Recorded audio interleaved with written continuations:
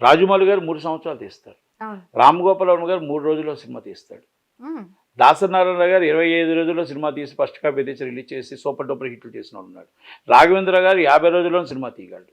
రాఘవేంద్ర గారికి ఒక్కొక్క డిఫరెంట్, కానీ ఇద్దరు జోనలు డైరెక్టర్సే.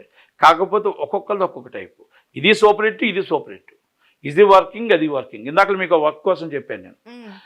మార్నింగ్ షెడ్యూల్ వేస్తే 68 సీన్లు వేస్తే వాళ్ళు ఎన్ని సీన్లు చేయగలుగుతాం? 7 గంటలకి. షార్ట్ కెమెరా 7 o'clock, ఆ 1 o'clock షార్ప్గా lunch, half an hour lunch, half an hour lunch break కొట్టండి. 6 గంటలకు అయిపోయిందా? అయిపోయింది బ్రేక్. మళ్ళీ రేపు మార్నింగ్ ఎన్ని సీన్లు? వాళ్ళు 6 సీన్లు. 6 సీన్లు మనం తీసామా తీయలేదా? ఎందుకు తీయలేకపోయాం? ఎవరు లేటు? దానికి మళ్ళీ క్లాస్ ఉంటుంది దాసన్నారు కదా. 6 సీన్లు మనం ఎందుకు తీయలేకపోయాం? కాస్ట్యూమర్ లేటా, మేకప్ మ్యాన్ లేటా, లేకపోతే నేను లేటా, అసిస్టెంట్ డైరెక్టర్ లేటా అనేది. అంటే ఆ రోజు ఉన్నది ఈ రోజు లేదు.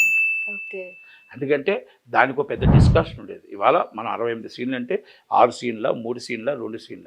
ఈరోజు పెద్ద హీరోలు హాఫ్ సీన్ తీస్తున్నారు. ప్యాకప్ 11 గంటలకు వస్తారు, 1 గంటకు వస్తారు, ఒక షార్ట్ స్టార్ట్ అంటారు, మళ్ళీ బ్రేక్ అంటారు, 5 గంటలకు వస్తారు, మళ్ళీ హాయ్ అంటారు, మళ్ళీ బ్రేక్ అంటారు.